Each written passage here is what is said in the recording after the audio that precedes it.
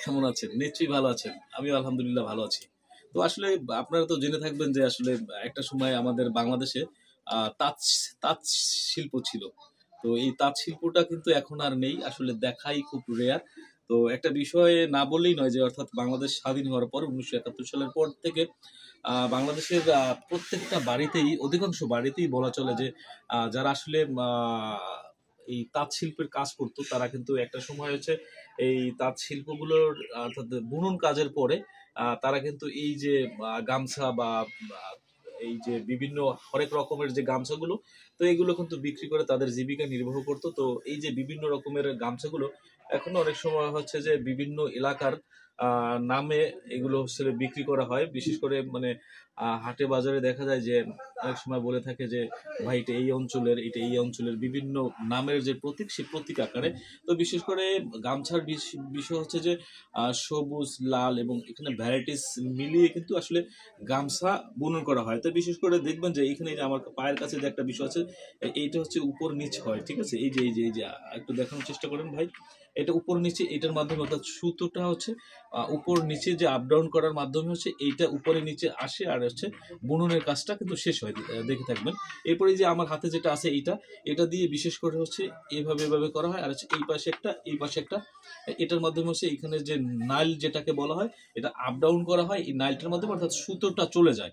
তো এই যে শিল্পটা, এই শিল্পটা অর্থাৎ এভাবে কাজ করে। তো মাঝে মধ্যে দু চারটা কিন্তু সুতাও ছিঁড়ে যায়। তো সেগুলো হচ্ছে আবার গিট দিয়ে লাগিয়ে তারপরে অনেক পরিশ্রমের মাধ্যমে, বিশেষ করে হচ্ছে এরকম একটা এই যে বান্ডিলটা, বিশেষ করে ওইখানে যে বান্ডিলটা, সেই বান্ডিলটার ভিতরে মানে হাজারো সুতো আছে, যেগুলো হচ্ছে এই সুতোগুলো একটা করে কিন্তু এই যে সিস্টেমটা, ওই সিস্টেম অর্থাৎ এই যে সিস্টেমগুলোর ভিতরে কিন্তু ভরা হয়, এই সিস্টেমগুলোর ভিতরে ভরা হয়। তো এটা আসলে অনেকে আমি দেখছি যে অনেকে যখন এই সুতোগুলো ভরে, তো ভরার সময় তারা চশমা ব্যবহার করে এবং এই সুতো ভরতে একটা সময় আছে যে তাদের চোখের যে মানে দেখার যে ক্ষমতা, এটা আস্তে আস্তে হ্রাস পেয়ে যায়।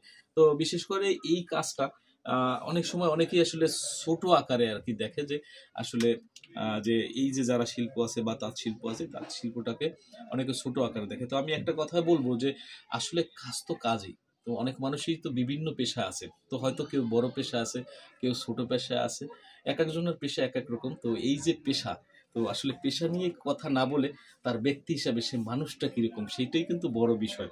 তো জীবিকা উপার্জনের জন্য মানুষ বিভিন্ন সময় বিভিন্ন কাজ করে, কারণ হচ্ছে তার গ্রেডের কাজটা আসলে তার হচ্ছে গ্রেডের বিষয়টা নির্ধারণ সবসময় করে না, কারণ হচ্ছে এটার মাধ্যমে তার রুজি ইনকাম বলা চলে। কিন্তু এর পাশাপাশি কিন্তু তার বিভিন্ন রকমের কাজ থাকে।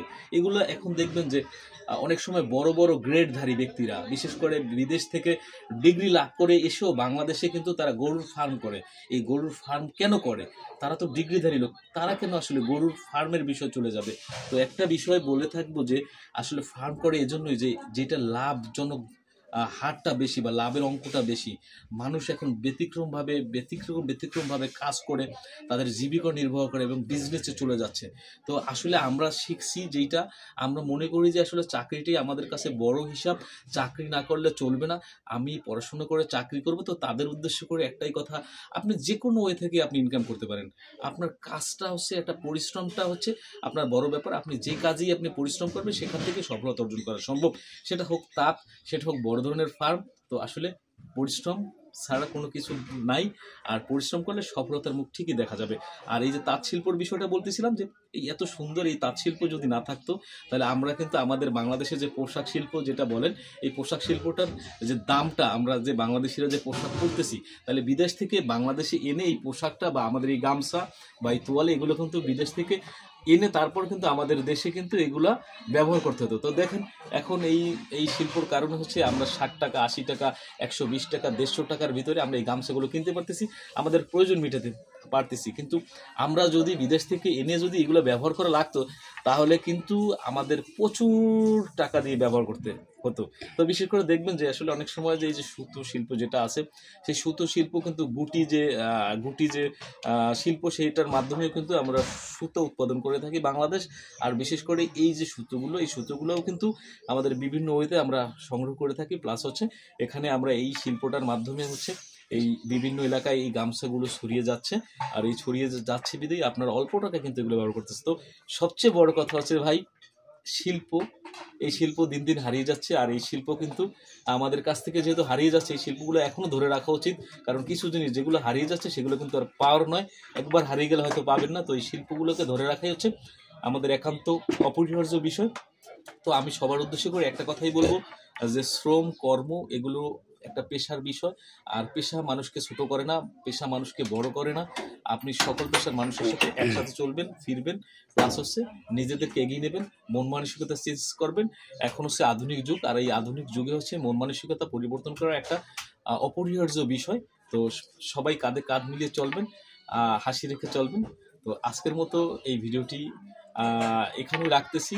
ভিডিওটি কেমন হয়েছে, বাস্তবসম্মত ভিডিও যদি হয়ে থাকে আর ভিডিওটা যদি আপনাদের কাছে ভালো লেগে থাকে, অবশ্যই সুন্দর একটা কমেন্ট করবেন, সাথে সাথে অন্যদেরকে দেখার সুযোগ করে দিবেন। সে পর্যন্ত বিদায় নিচ্ছি, আল্লাহ হাফেজ।